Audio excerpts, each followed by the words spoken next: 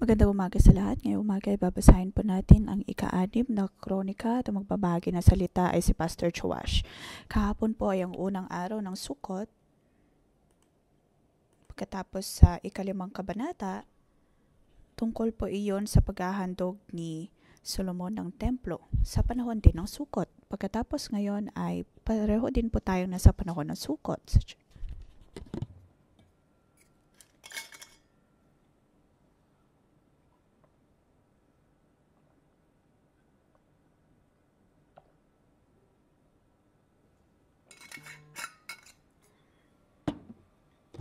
Talagang ang Diyos ay nangungusap sa atin.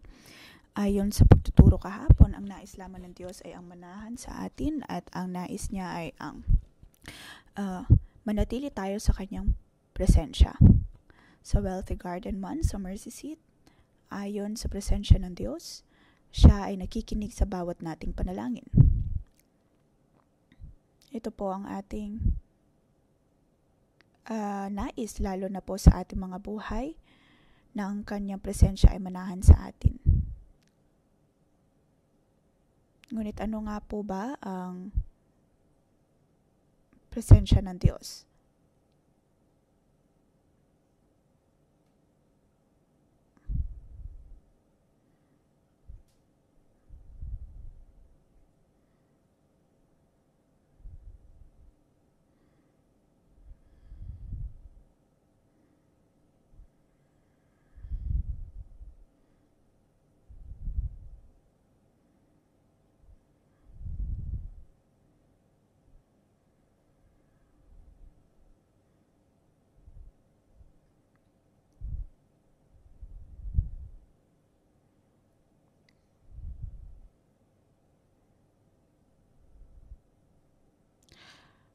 Maaari may mga pagtatanong tayo kung ang presensya ba ng Diyos ay nanatili?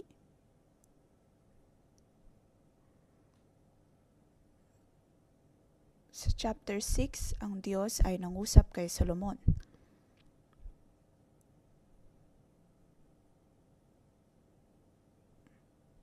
At pinapakita din nito kung ano ang nangyari sa mga naunang panahon.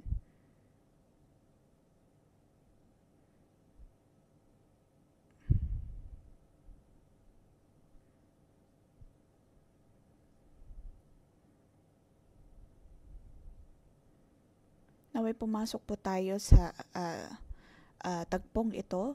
Tayo po ay taong mga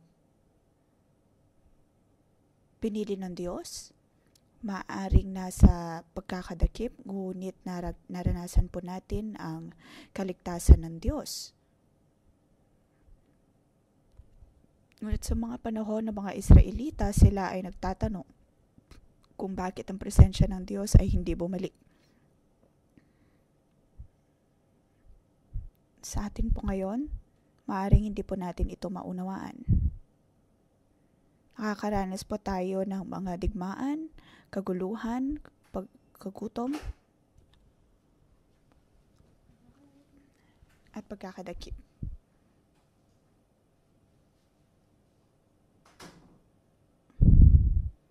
Sila ay tinatawag na second-class citizen. Ngayon ay ramdam po natin ang habag at biyaya ng Diyos. Binibigyan niya tayo ng pagkakataon na manumbalik.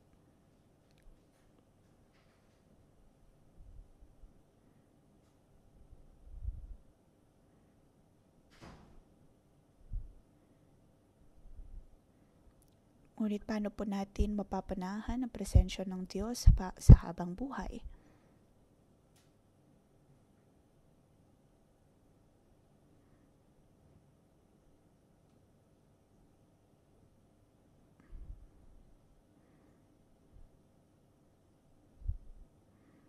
Ito po ang panalangin ni Solomon.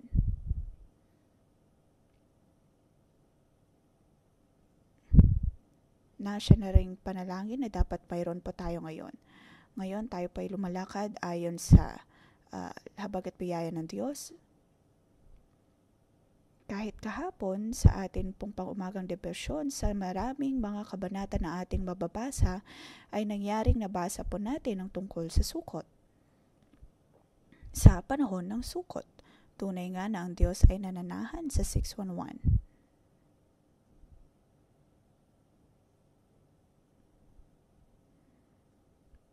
Nang may pananabik, atin pong basahin ang ang kabanatang ito. Bibigyan po natin ito ng pamagat, ang panalangin sa presensya ng Diyos. Ang Diyos ay makikinig. Ang panalangin na mayroon po tayo sa Diyos, ang panalangin na mayroon po tayo sa presensya ng Diyos ay kanyang pakikinggan. Ang mga tao ay nanalangin sa Diyos at sila ay nakinig sa Kanya. Unang bahagi, verse 1 to 6. Ngayon sa verse 1 and 2, sinabi noon ni Solomon, sinabi ninyo, Yahweh, na ibig ninyong manirahan sa makapal na ulap. Pinagtayo ko kayo ng isang maringal na bahay, isang lugar na titirhan ninyo magpakailanman.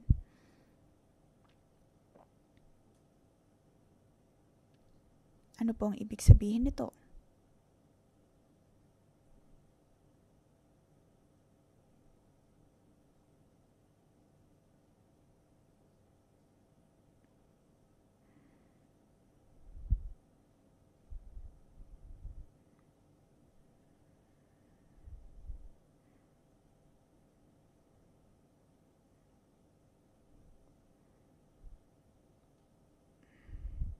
Para kay Moses at para sa mga Israelita, ang Diyos ay misteryoso. Hindi nila nakilala ang Diyos na ito.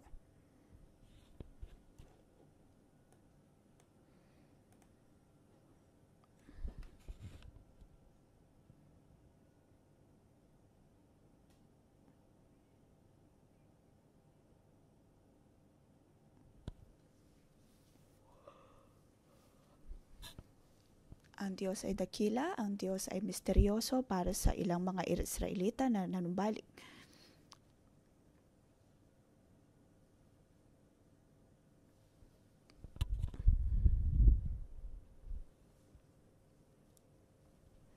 Pagkatapos si Solomon ay nagkaroon ng imbitasyon at nagkaroon ng deklarasyon. O Diyos, naway manahan ka sa lugar na ito magpakailanman. Ang Diyos ay wala pong espesipikong pinaninirahan dahil siya ay napakadakila. Ngunit si Solomon ay nagkaroon ng ganitong panalangin.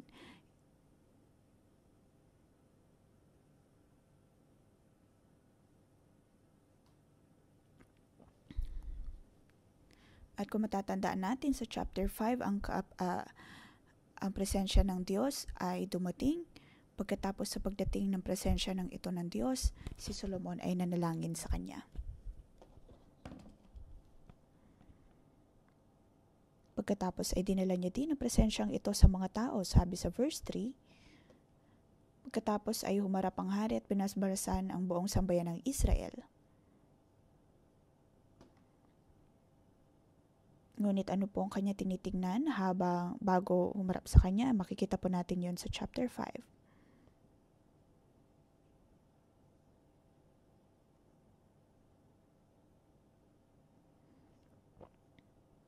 Humarap ang hari at pinasbasan ang buong sambayan ng Israel. Sa kanilang pagpupuri, ang presensya ng Diyos ay napakadakila. Verse 3. Tinanggap ni Moses ang presensya ng Diyos pagkatapos ay hinarap ang mga hari at pinasbasan ang buong sambayan ng Israel.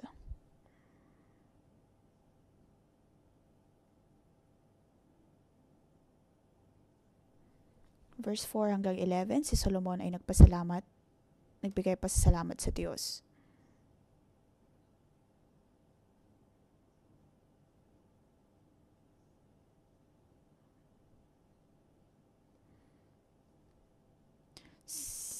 Verse 4 hanggang 6.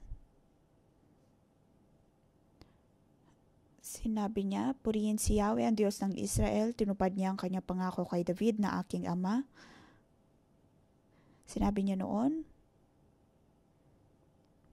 Mula nang ilabas ko sa Ehipto ang aking bayan hanggang ngayon, hindi ako pumili ng alinmang lungsod sa mga lipi ng Israel upang ipagtayo ako roon ng isang templo kung saan ako'y sasambahin. Hindi pa rin ako pumipili ng sino man upang mamuno sa Israel.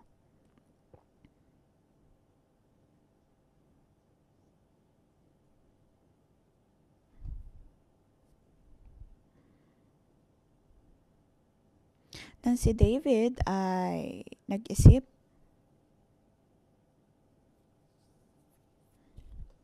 na lumikha ng templo para sa Diyos, kanyang pinili ang pagkakataon. At nangyari nga ang bagay na ito.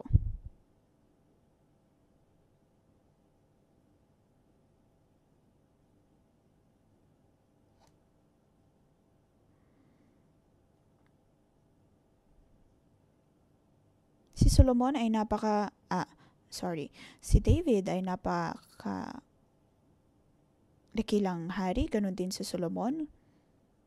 Ngunit kanilang binigyang diin na ang anumang mayroon sila ay hindi dahil sa kanilang sariling kalakasan, bagkus ay dahil sa kadakilaan ng Diyos. Sa parehong paraan, tayo din po ay ganito. Ayon sa habag at biyaya ng Diyos, tayo ay pinili niya.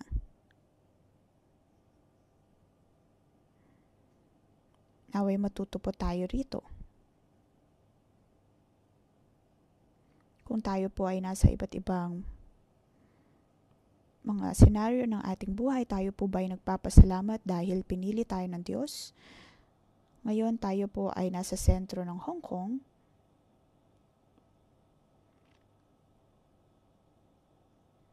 Alam po ba natin na tayo ay pinili ng Diyos? Bakit po tayo pinili ng Diyos? Ngayon ay marami po tayong mga Bible School student dito, mga Levita, mga co-worker.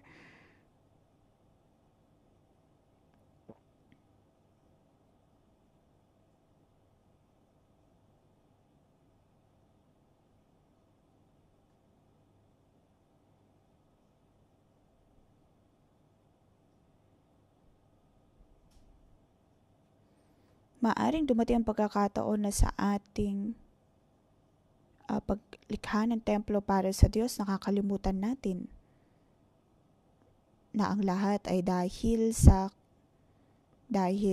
habag at biyaya ng Diyos. Hindi po dapat nating isipin na tayo ay espesyal, tayo ay mayroong mga magagandang kaloob kung kaya tayo ay pinili.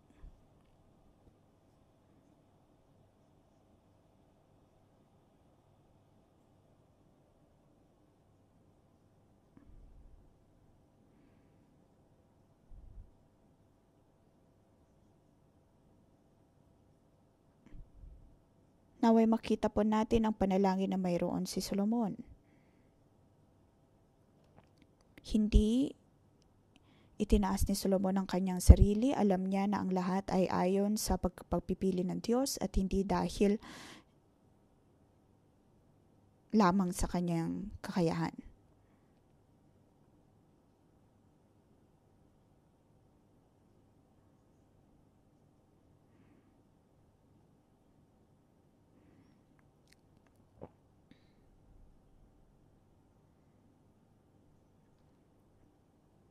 Ngayon, pinipuno ng Diyos ang lugar na ito ng kanyang presensya. Kung hindi dahil sa mga naunang henerasyon ng mga pastor, ayon sa pananampalataya, ay hindi po tayo magiging ganito kagiliw sa pagpupuri sa Diyos ayon sa templo na kanyang ibinigay.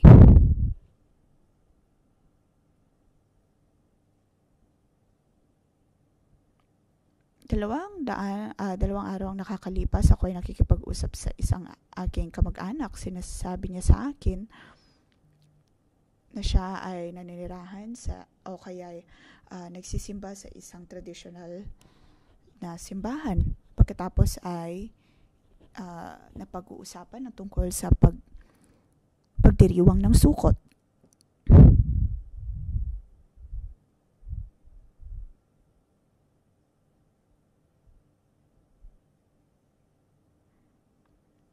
Pagkatapos ay kanyang sinabi na nais niyang makita na mas madami pang mga tao ang matuto tungkol sa pagdiriwang na ito.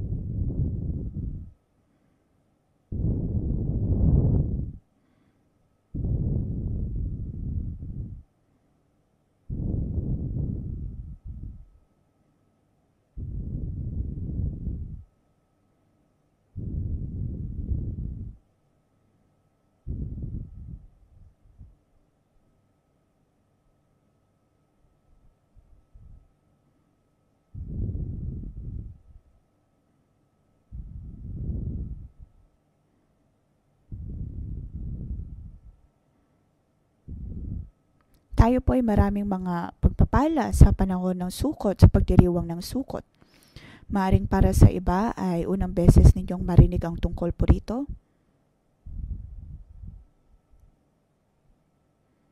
At ang lahat ng ito ay pagpili ng Diyos. Katulad ni Solomon, magbigay po tayo ng pasasalamat sa Diyos, lalo na sa buhay ng mga naunang henerasyon.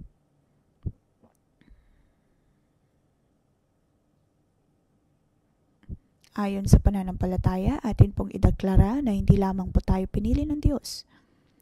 Bagkus ay pinili niya rin ang Hong Kong at ang bawat iglesia sa Hong Kong.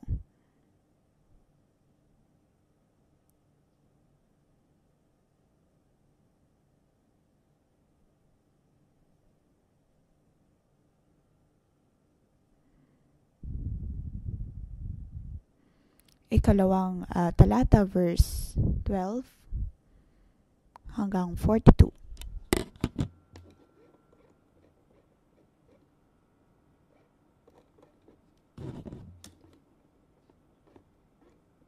Ang malaking bahagi na ito ay tungkol po sa panalangin ni Solomon. Sa verse 12, pagkatapos sa harap ng buong sabay ng Israel, tumayo si Solomon sa harap ng altar ni Yahweh at inuunat ang kanyang mga kamay. Verse 13, gumawa siya ng isang entabladong tanso, 2.5 metro ang haba, gayon din ang luwang at 1.5 metro ang taas. Pagkatapos siya ay nanalangin.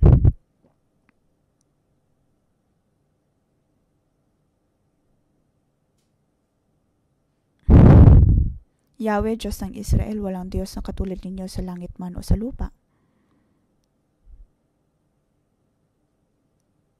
Tinutupad ninyo ang inyong pangako sa inyong mga lingkod, tapat ang pag-ibig na pinapakita ninyo sa kanila habang sila ay nananatiling tapat sa inyo.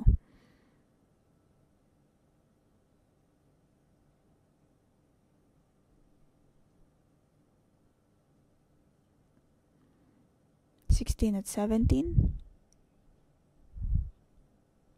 Muli ay idineklara ni Solomon na ang mga pangako ng Diyos ay patuloy na matutupad.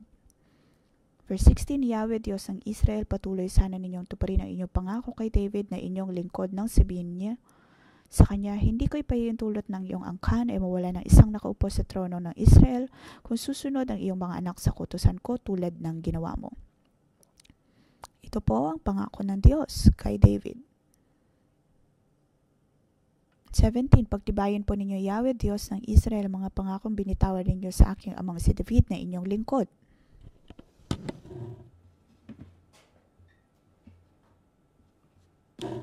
Ngayon ay pinapaalalahanan din po tayo ng Diyos na atin pong panghawakan ang mga pangako niya.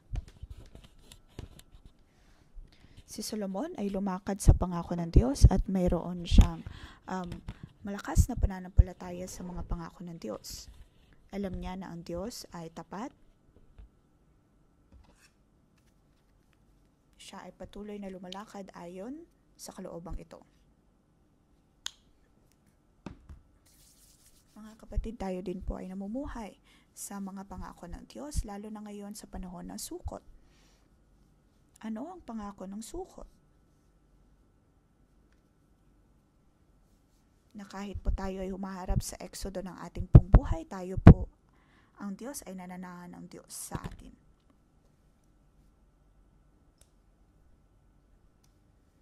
Bago pa man po tayo nagkaroon ng sariling tirahan, sariling lupa, ang pagliligtas ng Diyos ay naroon na.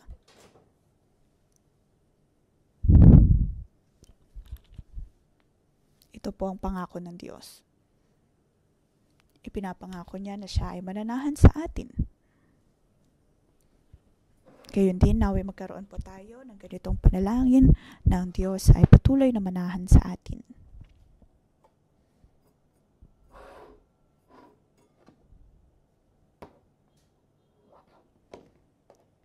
Para sa mga taong nanunumbalik mula sa kanilang pagkakadakip, walang-wala din sila. Ang templo ay nasira, ngunit muli ay nabigyan silang pagkakataon na gawin ang templo.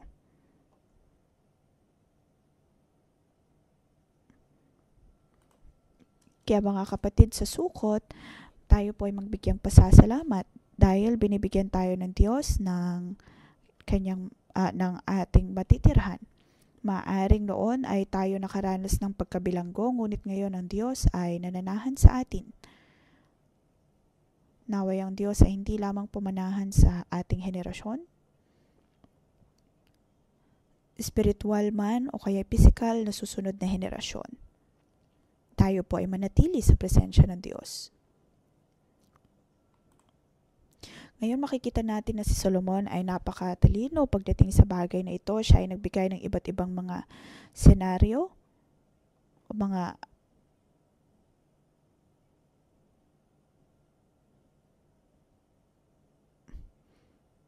si Solomon ay napakatalino at siya ay pinili ng Diyos. Ang panalangin na patuloy niyang kinagawad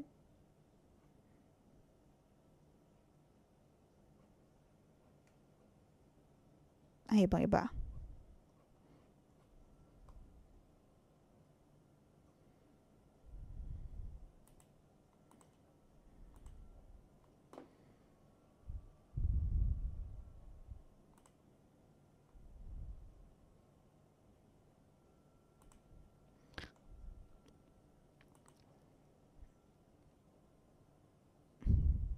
Dahil sa panalangin ni Solomon, ay para na rin niyang dinedeklara ang kabutihan at kaluwalhatian ng Diyos. Maaaring humarap po tayo ng mga problema, ng mga pagkakasakla, ngunit matuto po tayong manalangin. Verse 18 hanggang 21, lalo na sa verse 18. Subalit maaari po bang manirahan sa lupang Diyos kung ang langit, ang kataas-taasang langit ay hindi sapat na maging tahanan ninyo? Ito pa kayang hamak na templong aking itinayo? Alam ni Solomon, na sa ating pagpapaklama o pagdedeklara ng mensahe ng sukot na ang Diyos ay mananahan sa atin, maaaring hindi po tayo ang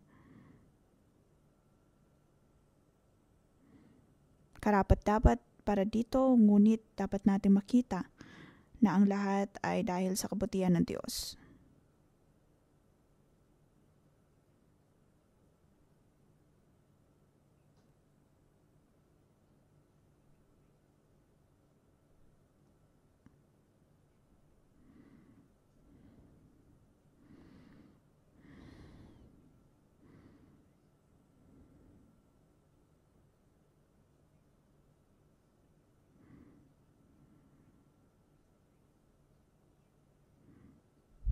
Verse 21, pakinggan po ninyo ang inyong lingkod at inyong bayan tuwing kami mananalangin na nakaharap sa lugar na ito. Pakinggan ninyo kami mula sa langit na inyong tahanan at sana'y patawarin ninyo kami.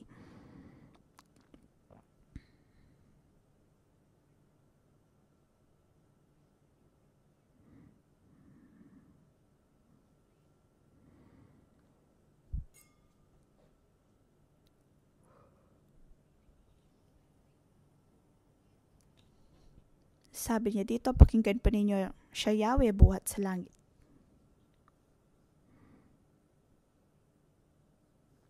Sa mundo, maaaring hindi po tayo maunawaan. Ngunit si Solomon ay isang makatwirang hari. Ngunit hindi naman niya Maipapangako na ang mga susunod na hari ay magiging makatwiran din ko tulad niya.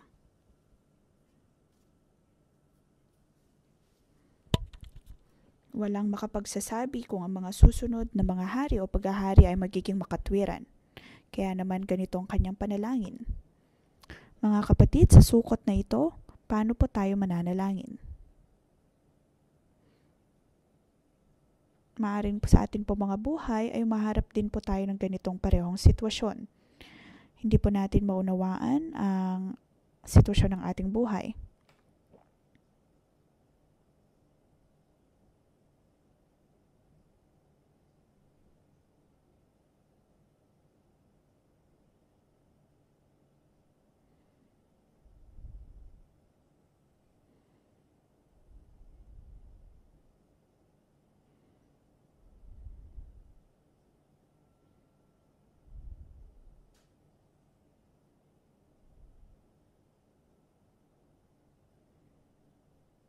Ang panalangin ni Solomon ay naway pakinggan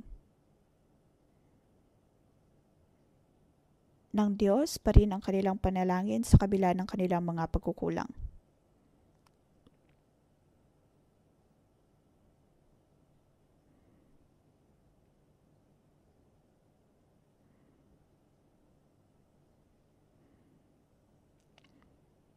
Naway patuloy po tayong tumulog sa Diyos lagi ng may pagpapakumbaba at manalangin sa Kanya. Pagkatapos sa verse 27, pakinggan po ninyo mula sa langit. Patawarin ninyo ang inyong mga lingkod, ang inyong bayang Israel. Ituro ninyo sa kanilang landas na dapat nilang tahakin. Papatakin na ninyo ang ulan. Papatakin na ninyo ang ulan sa lupaing ipinama ninyo sa inyong bayan.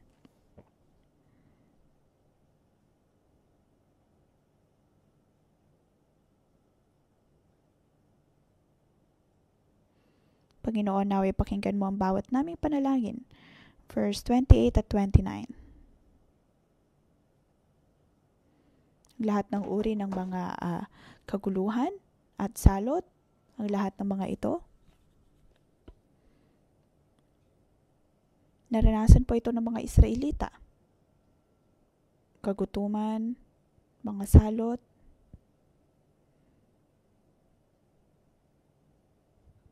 at nabanggit po ito sa libro ng mga propeta. Naranasan po ito ng mga Israelita.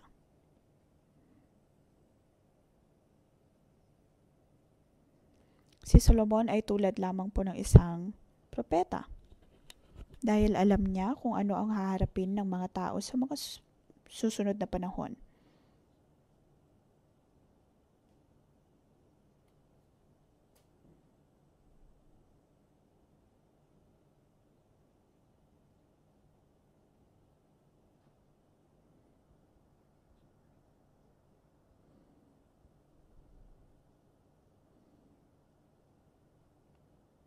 Sa verse 30, pakinggan ninyo sa inyong trono at patawarin ninyo sila. Ibigay ninyo sa bawat isang nararapat na kanyang mga gawa sapagkat kayo lamang nakakaalam ng nilalaman ng puso ng tao.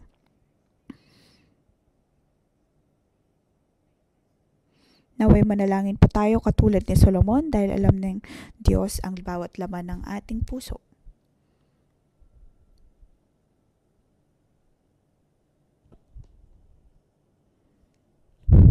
Verse 33. Pakinggan ninyo mula sa langit ang bawat panalangin. Ito ang panalangin ng mga banyaga. Tayo man din po ay mga banyaga, hindi tayo mga Israelita. Ngunit ang nais natin ay dumulog sa Diyos at ang manalangin sa Kanyang presensya.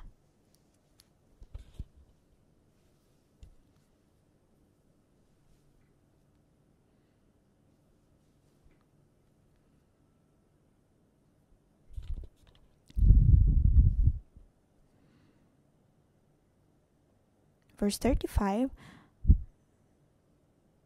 pagtagumpayin ninyo sila. Sa panahon ng mga digmaan, manalangin. Verse 38.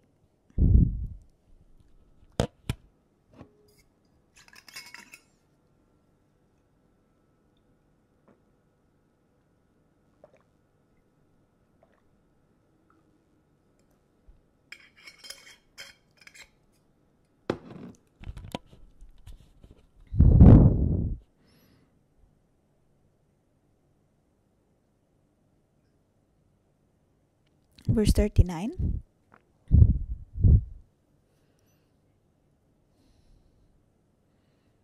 Pakinggan ninyo sila mula sa langit ng inyong tahanan. Pakinggan ninyo ang kanilang panalangin pagsusumama at iligtas ninyo sila. Nakita po natin dito mga panalangin ni Solomon sa iba't ibang mga sitwasyon.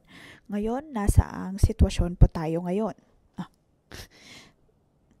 Para sa mga taong nabilanggo, tinanggap nila ang panalangin ni Solomon at sila ay mayroong malakas na pakiram dito dahil alam nila na wala silang maipagyayabang.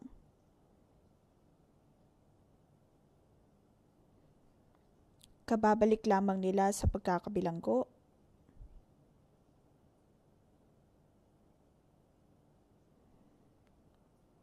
At sa kanyang panalangin ay tinuturo ni Solomon sa mga tao na manumbalik sa Diyos. Siya ay nanalangin na naway pakinggan ng Diyos ang kanilang mga panalangin. Naniniwala ako na ngayon sa pang-umagang debosyon na ito, tayo man din po ay tinutulungan niya na pumasok sa diwang ito.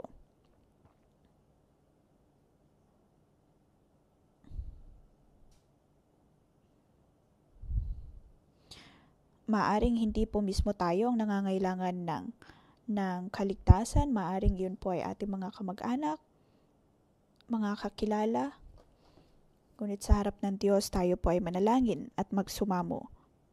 At siya ay makikinig sa bawat nating panalangin. Verse 40 hanggang 42. Ito po ay Salmo.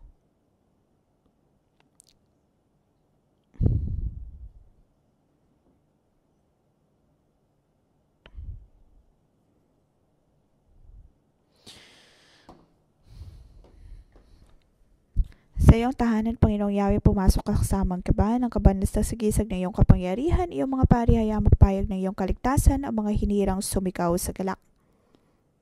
Naway ang iyong presensya ay tumating dito.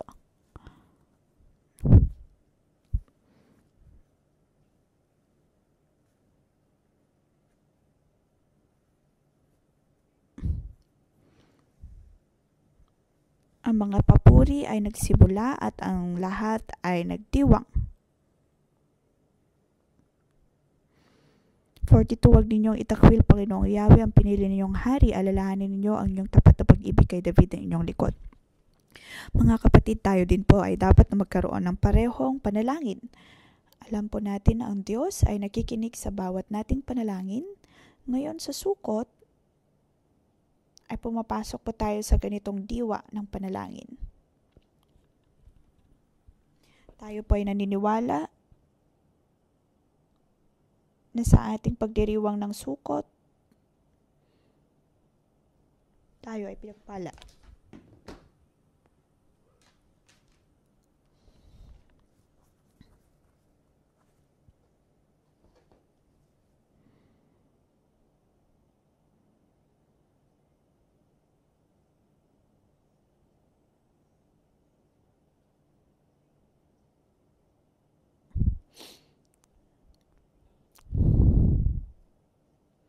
Huwag po natin gawin ang Sukot na para bang ritual o kaya ay tradisyon lamang.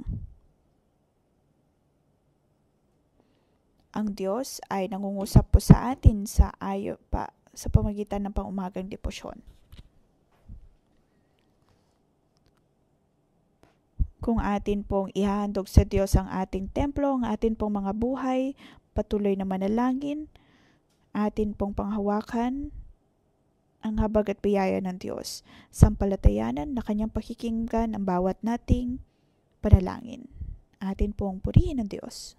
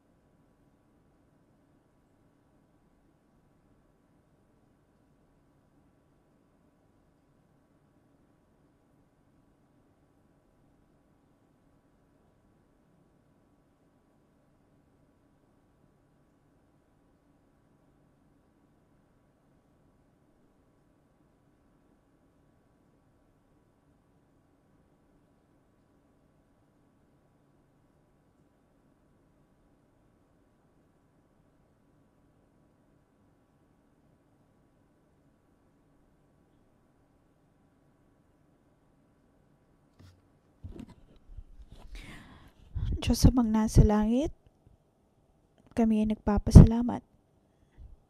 Salamat o Diyos sa nakaraang mga taon, patuloy mong tinitingnan ng bawat isa sa amin.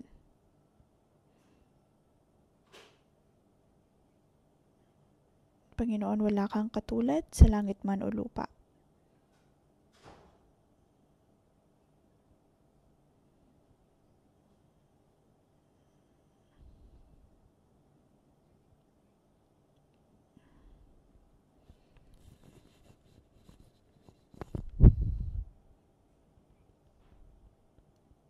Tayo po ay patuloy na magpasalamat sa Diyos. Ang bawat isa po sa atin ay niligtas ng Diyos at atin itong ipagpasalamat sa Kanya.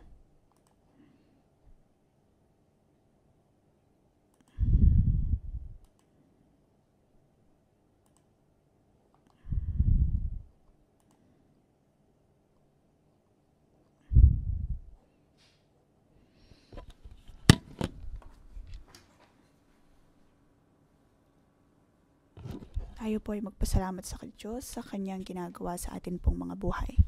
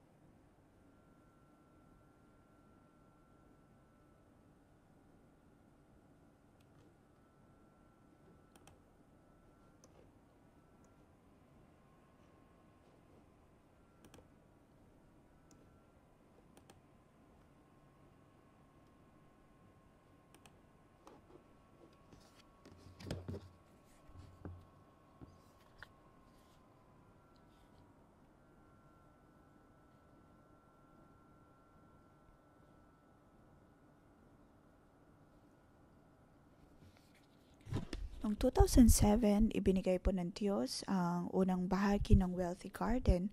2007 ay inihandog din po tayo ito sa Diyos. 2009 ay nabili po natin ang CMC, ang Mercy Seat. 2014 ay inihandog po natin ang Mercy Seat sa Panginoon. Pagkatapos ang CMC, ground floor, first floor, second floor, ang lahat ng ito ay binigay ng Diyos sa atin. Pagkatapos ng Mercy House East Asia, atin pong pinapasalamatan ng Diyos sa mga lugar na ito. Atin pong pinagpapasalamat ang mga komunidad na ito. Pinagpapasalamat din natin ang A New Place dahil doon ay nakakasama po natin ang iba't ibang mga panyaga. Mayroon po tayong BIC, mayroon na po tayong Bible School. Lahat pong ng ito ay atin pong ipagpasalamat sa Diyos.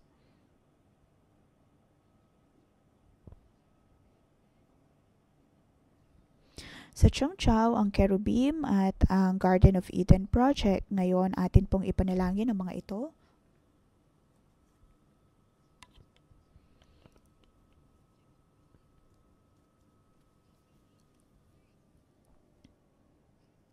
Dapat po tayong manalangin.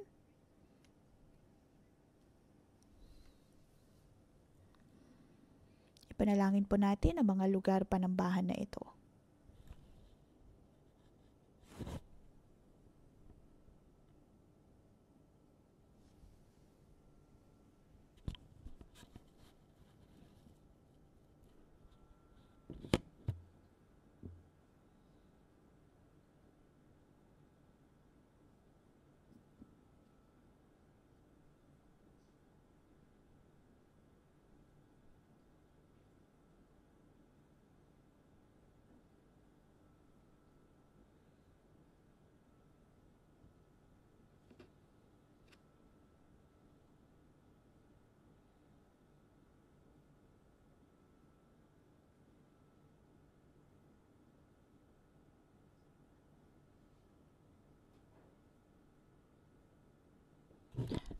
Panginoon, kami nagpapasalamat sa iyo.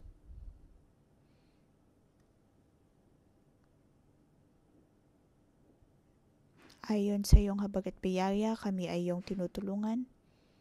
Noong 2006, habang tayo ay nasa North Point Pier pa lamang, wala pa tayong sariling lugar para magtipon-tipon. Ngunit dahil sa milagro ng Diyos, tayo ay kanyang dinala sa Chunwan. September 27, tayo ay dumating sa Chunwan at unti-unti niya tayong binigyan ng lupain. Panginoon, binigyan mo kami ng lupain upang maging bahagi kami ng paggawa ng templo. At ngayon, ang Zechariah Project ay kailanmay hindi tumigil. Ang lahat ng ito ay dahil sa habag at biyaya ng Diyos.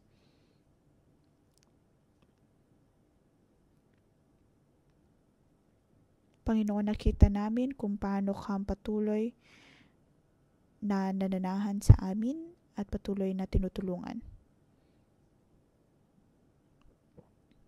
Hindi kami karapat-dapat sa lahat ng mga ito. At sino kami, O Diyos?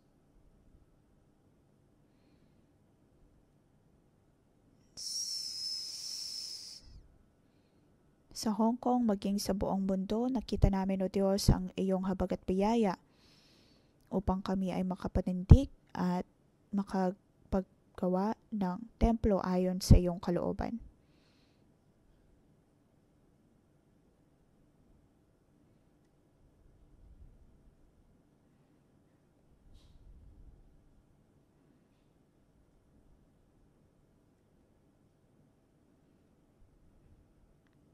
Lahat ng mga pasasalamat ay para sa Diyos. Ating pagpasalamat na mayroon pa tayong Wealthy Garden at ang CMC, Mercy Seat, Smartland. Panginoon, pakinggan mo ang bawat naming panalangin. Pinangako mo, O Diyos, na patuloy kaming magkakaroon ng magagandang lugar, maging sa Garden of Eden, sa Cherubim, sa Chongqiao. Iyo pong ibinigay ang lahat ng mga lugar na ito. Patuloy mo, O Diyos, na itaas ang bawat isa sa amin ayon sa iyong habag at biyaya.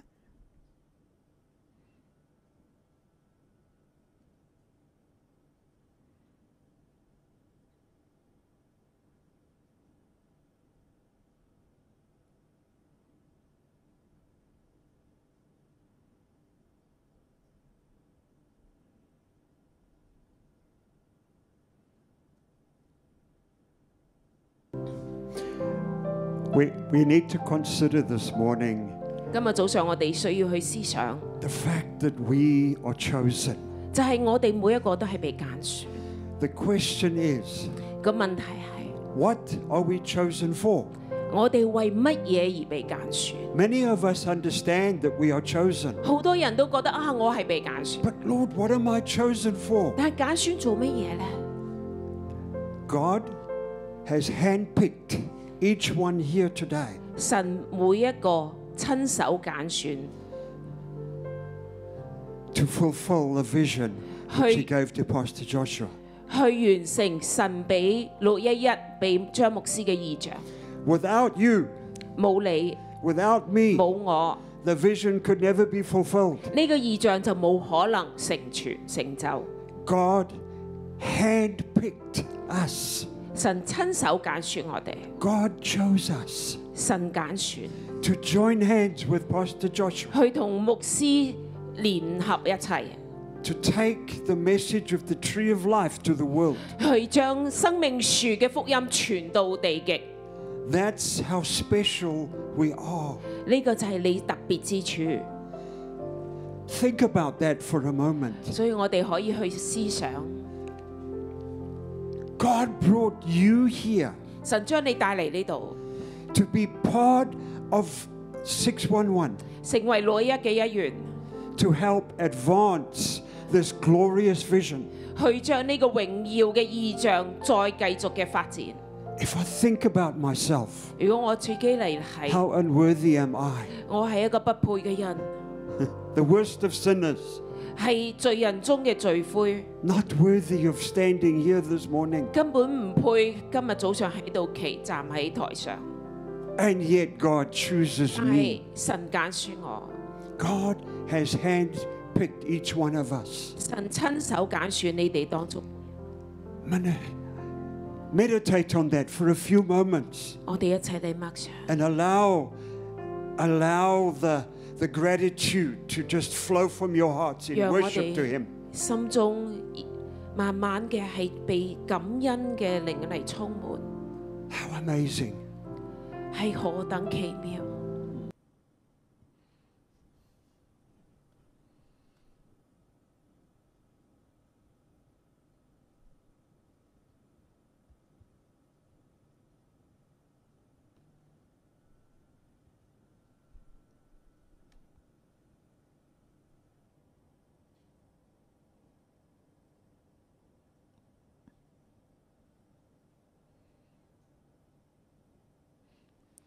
Ngunit ayon sa habag at biyaya ng Diyos, tayo ay nabigyan ng pagkakataon na manumbalik.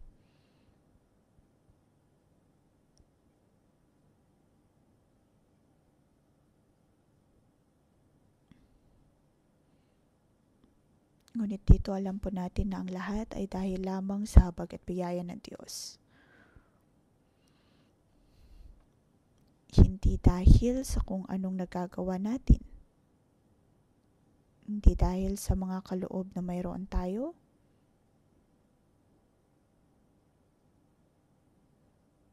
Hindi dahil mas magaling tayo kaysa iba. Ngunit ang Diyos ay mayroong habag at biyaya sa atin.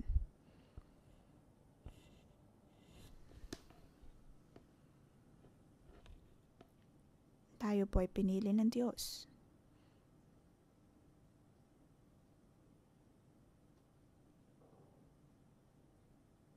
Ngayon ay binibigyan po tayo ng Diyos ng pagkakataon na manumbalik.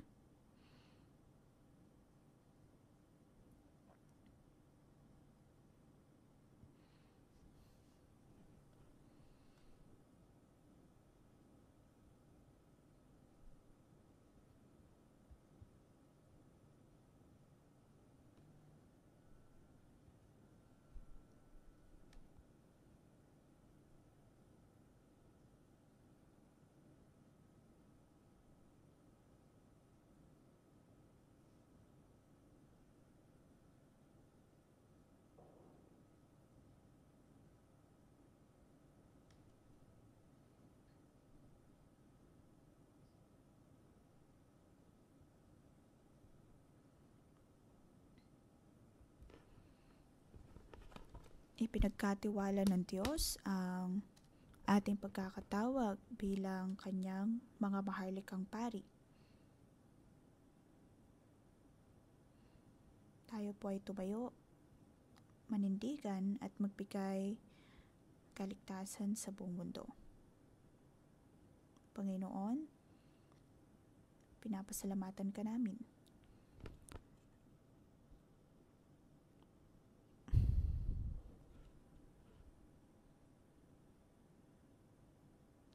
Atin pong alalahanin ang kabutihan ng Diyos.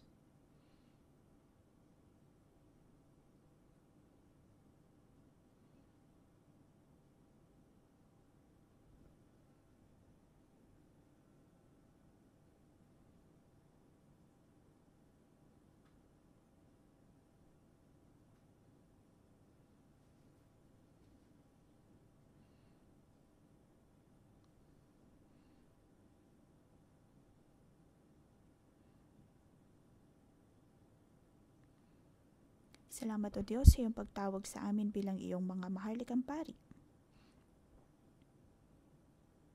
Tayo po ay mag-usap sa Diyos at magpasalamat sa Kanya.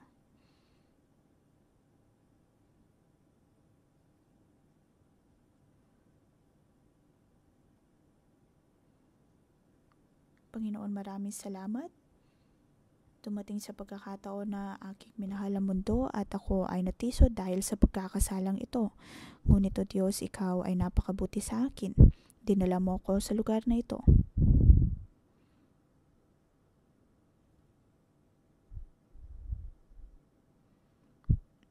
Dahil sa iyong kabutihan, O Diyos, ako ay naligtas at nakapanghingi ng kapatawaran at nanumbalik.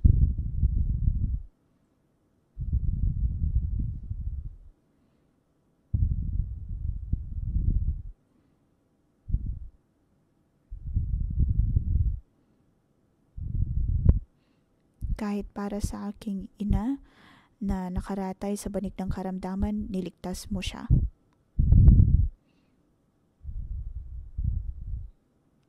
Panginoon, maraming salamat. Ako ay hindi karapat-dapat, ngunit pinili mo ako. Ako ay nakapasok sa Bible School at naging isang co-worker. Ang lahat ng ito ay dahil sa iyong habag at biyaya. At ngayon, O Diyos, ako'y naitatayo at patuloy na nahuhubog sa aking paglilingkod sa mga special families.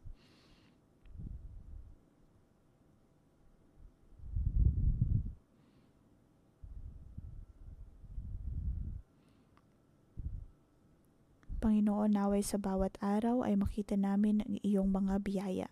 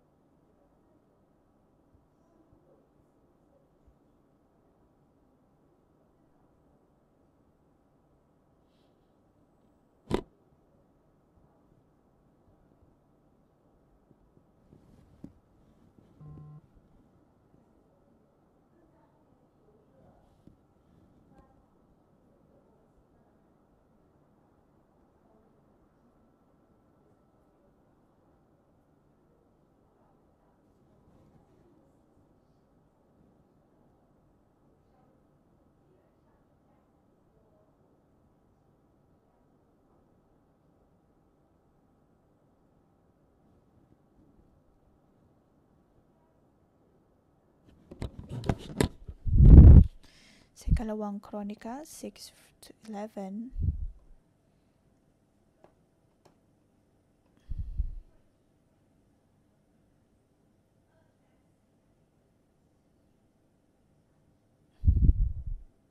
nailagay ko na roon ang kabanatipan na kinalalagyan ng kasunduang ginawa ni Yahweh sa sambayan ng Israel. Pinagkaloob ni Solomon ang templo sa Diyos at sa kanyang panalangin para sa lahat, kanyang idineklara,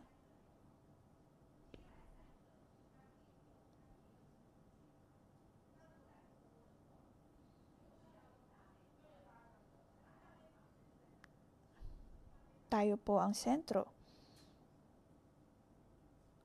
6. Ang ibig sabihin po ng 611 ay Torah. Ayun po ang salita ng Diyos at tayo po ang puno ng buhay.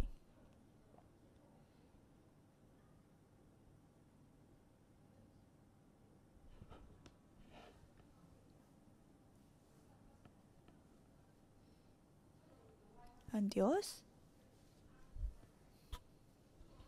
ay mayroon pong mga pangako at ngayon sa pamamagitan ng 611 patuloy po nagbibigay ang Diyos ng pangako sa atin.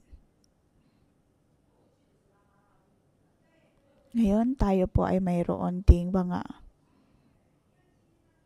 pangakong tinatanggap mula sa Diyos na naway manahan ang kanyang kasunduan sa atin. Ang atin pong mga anak ay para sa Diyos. Ngayon tayo po ay dumulog sa Kanya. Sa templo ng Diyos,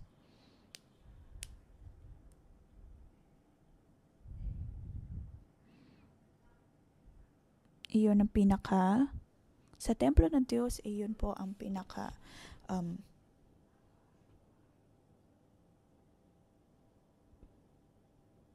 presensya ng Diyos.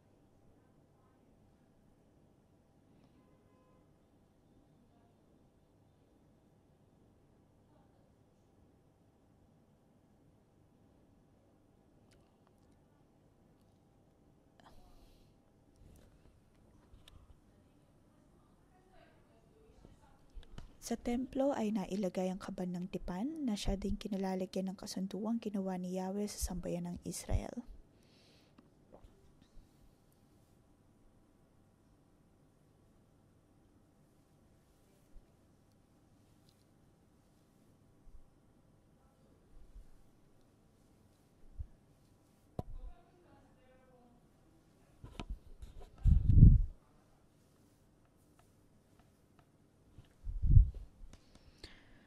Atin pong ilagay ang ating kamay sa ating mga puso at tayo po ay manalangin at magkaroon ng tipan sa Diyos.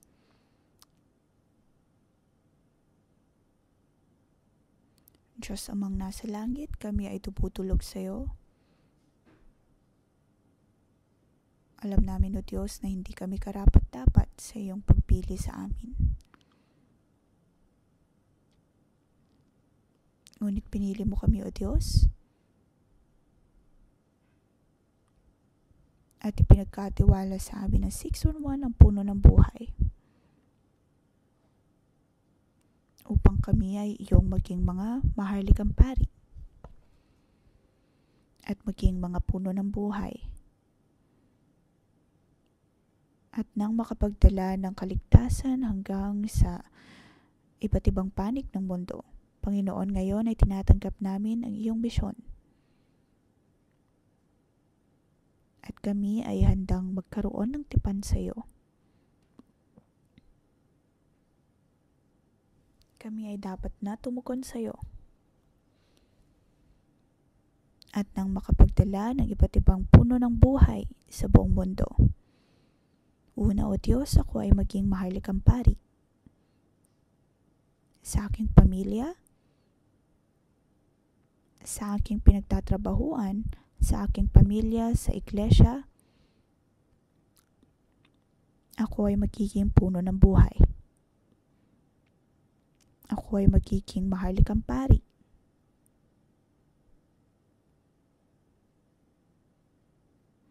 Panginoon, maraming salamat.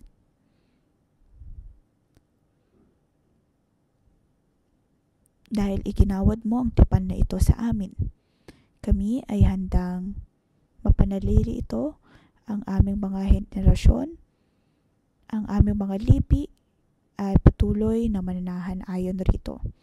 At aming ipagsasabi ang puno ng buhay. Panginoon, napakinggan mo ang aming panalangin sa ngalan ni Jesus. Amen.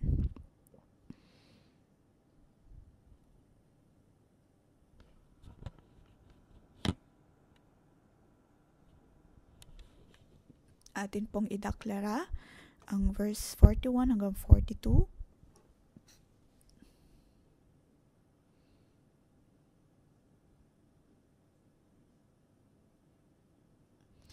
Sa iyong tahanan, Panginoong Yahweh, pumasok ka kasama. Pagmasdan ninyo kami, O Diyos, at pakinggan ang mga panalangin iniaalay sa lugar na ito. Sa iyong tahanan, Panginoong Yahweh, pumasok ka kasama ang kaban na sa kisag ng inyong kapangyarihan. Iyong mga pari, hayaang magpahayag ng iyong kaligtasan. Ang mga hinirang sumigaw sa galak. Huwag ninyong itakwil, Panginoong Yahweh, ang pinili ninyong hari. Alalahanin ninyong inyong tapat na pag-ibig kay David na inyong lingkod.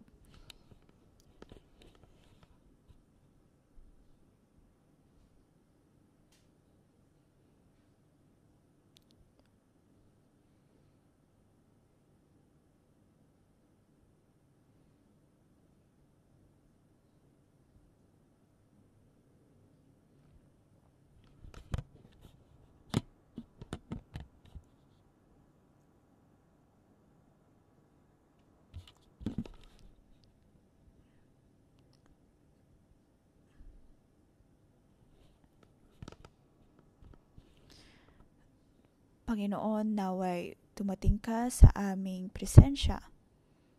Ang iyong kaban ay manahan sa amin.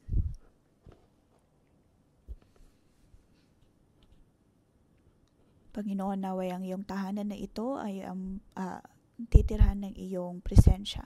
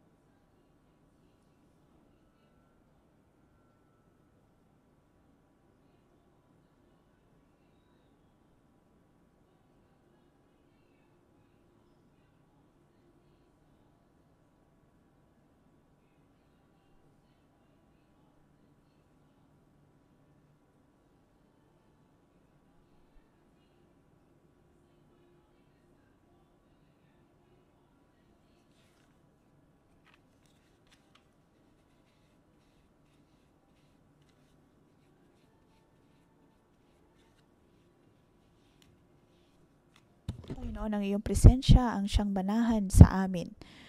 Manahan sa bawat isa sa amin.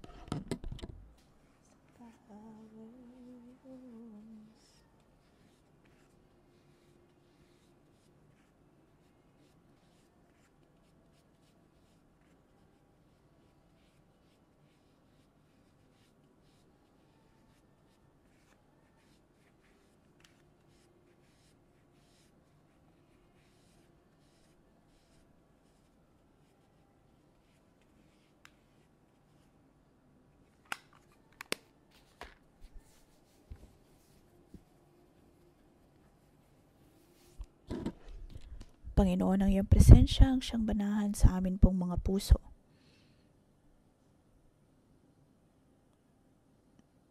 Ang iyong dakilang presensya, O Diyos, ang siyang manahan sa amin. Sa ikalawang araw ng pagdiriwang ng sukot, amin pong tinatanggap ang iyong tipanan. Ikaw ay aming tinatanggap ang iyong presensya. Na siyang manahan sa amin pong mga puso.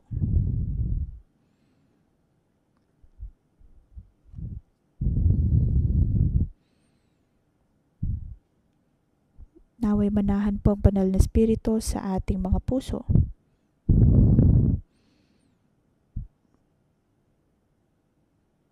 Naway mapuno po niya tayo. at mapuno ang lugar na ito.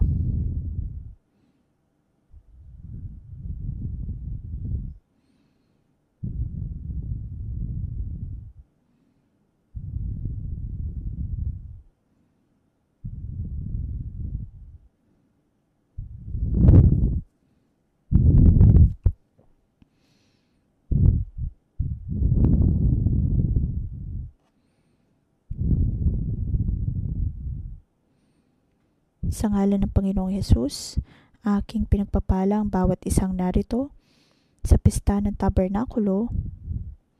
Ang Diyos ay manatili po sa atin. Sama-sama po tayong magdiriwang.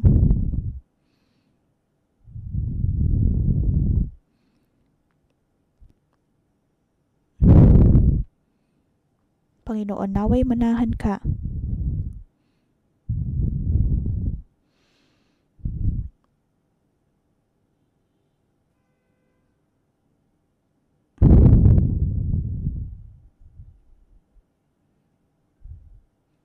Panginoon, sa tuwing pinapailuwal namin ang lugar na ito ayon sa pagbabasa ng iyong mga salita, amin pong napapanatili maging ang iyong presensya sa aming kalagitnaan. Panginoon, naway manatili ka sa amin po mga buhay.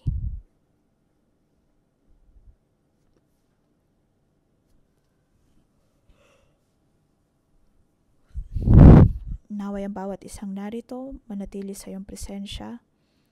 Tulungan mo kami, O Diyos, na mapanatili ang iyong presensya.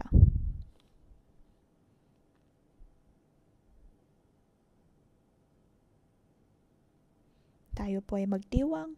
Panginoon, tulungan mo kami magdiwang sa iyong kalooban. Ang iyong presensya, O Diyos,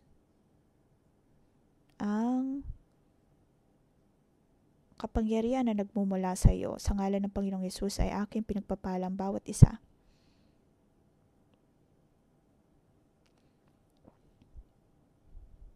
Panginoon, ang iyong presensya ang patuloy na mananahan sa amin. Friday, Saturday, Sunday sa amin pong pagdiriwang ng sukot ang iyong presensya, O Diyos. Ang bawat selebrasyon ay magbibigay ng kalwalhatian sa iyo. Atin pong itaas ang ating mga kamay. Tayo po ay manalangin at ipagpalain ang bawat isang makikipagdiwang sa atin at matatanggap nila ang presensya ng Diyos.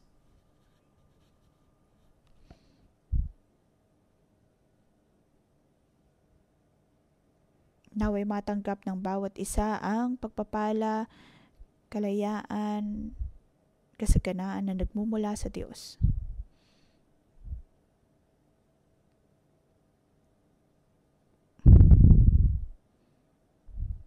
Naway mapagpala ang bawat bagong